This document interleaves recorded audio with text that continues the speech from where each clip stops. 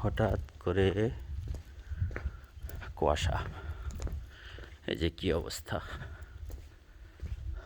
কুয়াশায় ভরে গেছে চারিদিক, কোনো কিছু দেখার পরিস্থিতি নেই।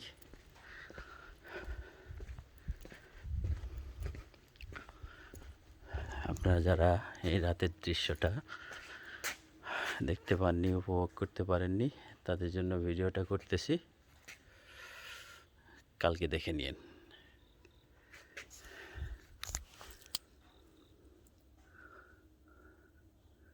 এখন বাজে রাতের 1:30, আর এই অবস্থা হঠাৎ করে, একেবারে হঠাৎ এভাবে কুয়াশা পড়া আরম্ভ হয়ে গেল। আর আমি মাহফিল শেষ করে এখন এই যে বাসায় ঢুকবো।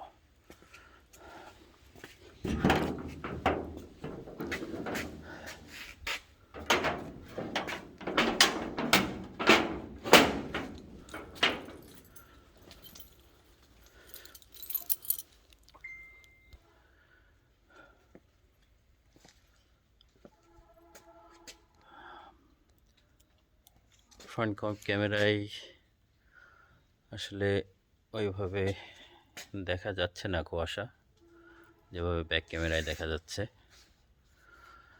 সবাই ভালো থাকবেন, সুস্থ থাকবেন।